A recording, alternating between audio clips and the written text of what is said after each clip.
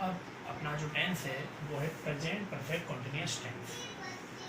देखो, present perfect continuous tense तब use होता है जब कोई काम अपन भूतकाल में शुरू कर लेते हैं और वो काम अभी वर्तमान में भी जारी हो। कहने का मतलब है 10 दिनों से बारिश हो रही है, कल रात से वह सो रहा है, पिछले 10 दिनों से वह बीमार है। इस तरीके की जो सेंटेंस है जिसके अंदर कोई काम भूतकाल में शुरू होता है और वर्तमान में भी वो जारी है, तो वहाँ पर अपन क्या करेंगे, प्रेजेंट परफेक्ट कॉन्टिन्यूअस टेंस लगाएंगे। इसके अंदर जो एडवर्ब है वो सिंस और फॉर का यूज होता है, यानी कि सिंस और फॉर जहाँ पर भी एडवर्ब हो तो आपके दिमाग में ये चीज़ आनी चाहिए कि ये प्रेजेंट परफेक्ट कॉन्टिन्यूअस का सेंटेंस है। 99% प्रेजेंट परफेक्ट कॉन्टिन्यूअस का टेंस जो है ये सेंटेंस है। और ये सिंस और फॉर इसका ये समझ लीजिए कि हिंट है कि ये होते ही आपको याद रखना है कि हमें यहाँ पे प्रेजेंट परफेक्ट कॉन्टिन्यूअस टेंस ही भरना है। वाक्य की अगर अंत में बात करें तो हिंदी में जैसे रहा है, रही है, रहे हैं, रहा हूँ, रहे हूँ, इस प्रकार से जो वर्ड होते हैं वो आता है। जैसे मैंने कहा था 10 दिनों से बारिश हो रही है, तो पीछे क्या रहा है, रही है। बहुत 3 दिनों से खाना नहीं खा रहा है, तो वहाँ पर क्या आएगा, रहा है। तो इस तरीके से पीछे जो है रहा है, रही है आता है। सिंस और फॉर के बाद में समय लिखा जाता है। कौन सा समय होगा, जब वो काम शुरू हुआ होगा, चाहे पिछला सप्ताह हो, चाहे 10 महीने हो, जो कुछ भी समय है जब से वो काम शुरू हुआ है। जैसे मैं कहूँ कल रात से बारिश हो रही है, तो कल रात जो है वो सिंस या फॉर के बाद में लिखा जाएगा। तो जब सिंस और फॉर के बाद में वो समय लिखाएगा जब हमारा काम शुरू हुआ है। जैसे मैंने कहा कल सुबह से बारिश हो रही है, वह दोपहर से काम कर रहा है, तो पीछे देखो रहा है या रही है आ रहा है। उसके बाद में काम जो है वो भूतकाल में शुरू हुआ है, जैसे दोपहर में शुरू हो गया और ये कल सुबह से शुरू है और काम अभी तक भी क्या है, जारी है, तो वहाँ पे प्रेजेंट परफेक्ट कॉन्टिन्यूअस टेंस लगेगा। अब कैसे बना के सेंटेंस देखते हैं। सबसे पहले अफर्मेटिव सेंटेंस की अगर हम बात करें तो आता है सब्जेक्ट, फिर हेल्पिंग वर्ब, फिर आएगा बीन। यहाँ पर जो ध्यान रखने का है वो है बीन। क्या है, बीन, BWN। वर्ब की ING फॉर्म यानी वर्ब की फोर्थ फॉर्म, फिर सिंस या फॉर आएगा और उसके बाद में जो टाइम होगा बिगनिंग ऑफ द वर्ब, वो टाइम यहाँ पर क्या आ जाएगा, लिख दिया जाएगा। हेल्पिंग वर्ब जो है वो इसमें भी हेज या हेड ही लगती है।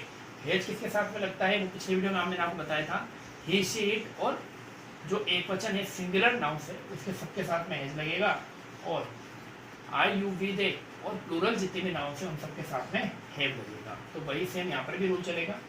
एग्जाम्पल से देखते हैं। हम सुबह से पढ़ रहे हैं, हम के लिए भी आता है, तो वी है। बहुवचन के लिए आता है तो अपन लगाएंगे हैव, तो लिखेंगे अपन we have been, we have been. पढ़ने को बोलते हैं स्टडी, पीछे ING लगाएंगे तो क्या बनेगा, स्टडी। उसके बाद में सिंस मॉर्निंग, सुबह से पढ़ रहे हैं, सिंस मॉर्निंग। वह 2009 से आगरा रह रहा है, तो वह जो है लड़का है तो अपन लगाएंगे ही हैज बीन, रहने को बोलते हैं लिविंग इन आगरा सिंस 2009। अगला है बच्चे 3 घंटे से सो रहे हैं। बच्चे जो है वो बहुवचन है चिल्ड्रन, तो अपन लगाएंगे हैव, चिल्ड्रन हैव बीन। सोने को स्लीप, स्लीप के पीछे आएगी स्लीपिंग फॉर 3 आवर्स।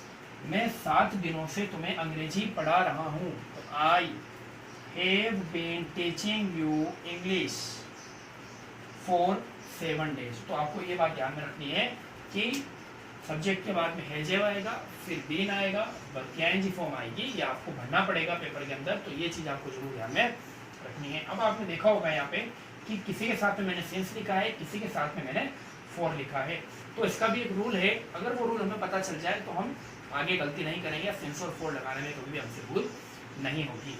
देखते हैं क्या है वो रूल। सिंस और फॉर को यूज कैसे किया जाता है वो इस टेबल से आपको पता चलेगा। एक तरफ मैंने लिखा है सिंस, दूसरी तरफ मैंने लिखा है फॉर।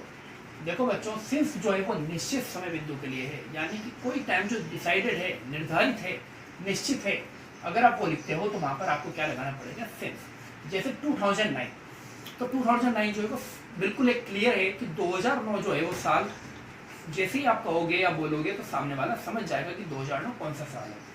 लास्ट ईयर, अभी जैसे अगर बात करें हम 2020 की, 2020 की, तो लास्ट ईयर कहते ही वो सामने वाला समझ जाएगा कि 2019 की बात कर रहे हैं। लास्ट डे, अगर आज मैं कहूँ लास्ट डे तो मतलब मैं पीछे जो हमारा कल गया है संडे, उसकी बात हम कर रहे हैं।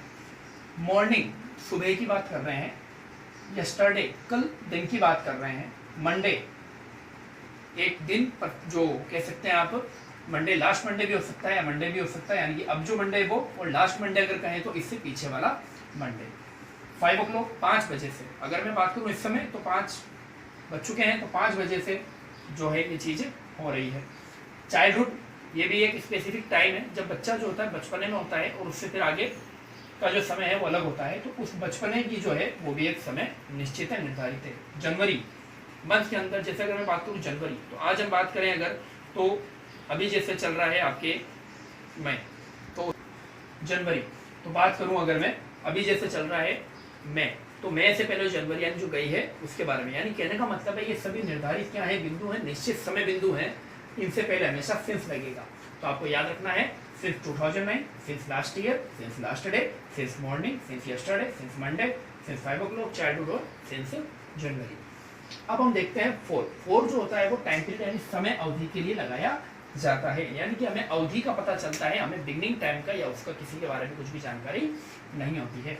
जैसे मैं कहूँ 4-5 ईयर्स, अभी 5 ईयर्स कोई से भी हो सकते हैं, 2010 से 15 भी हो सकते हैं, 2005 से 10 भी हो सकते हैं। कहने का मतलब है केवल समय अवधि है, निश्चित समय बिंदु हमारे पास में नहीं है। दूसरी जो एक और बात इसमें आपकी हिंट की है या याद रखने की वो ये है कि इसके पीछे हमेशा बहुवचन आएगा। कहने का मतलब है कि पीछे जो है नाउन हमेशा प्लूरल आएगी। जैसे 5 years, 15 years, 10 days, 7 weeks, 2 months, 3 hours।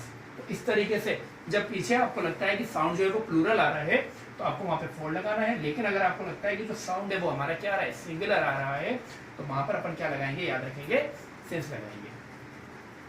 उसके बाद में ये कुछ कंफ्यूजिंग आते हैं, जैसे मान लो लास्ट भी आ गया और 4 वीक्स भी आ गया, तो लास्ट तो हमने यहाँ पढ़ा था और 4 वीक्स हमने यहाँ पढ़ा था, तो आपको ध्यान रखना है वहाँ पे हमेशा क्या लगेगा, 4 ही लगेगा। 4 लास्ट 4 वीक्स, 4 लास्ट 3 मंथ्स। तो आपको ये बात याद रखनी है कि सिंस और फोर का यूज किस तरीके से किया जाता है।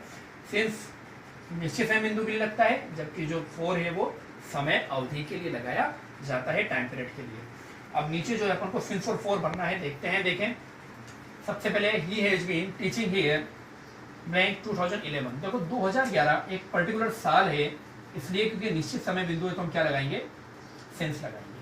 प्रतीक has been trying for this 10 years, तो जो 10 ईयर्स है वो एक समय अवधि है, इसलिए हम यहाँ पर क्या लगाएंगे, 4 लगाएंगे। It has been raining last 2 weeks, अभी मैंने बताया था कि लास्ट और अगर आपके 2 वीक्स आ जाए पीछे अगर प्लूरल साउंड हो तो आपको क्या लगाना है, 4 लगाना है।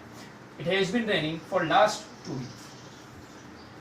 आई have been practicing for my performance yesterday. अब यस्टरडे जो पर्टिकुलर डे है, आज से जो बीता हुआ कल है, तो यहाँ पर अपन क्या लगाएंगे, सिंस।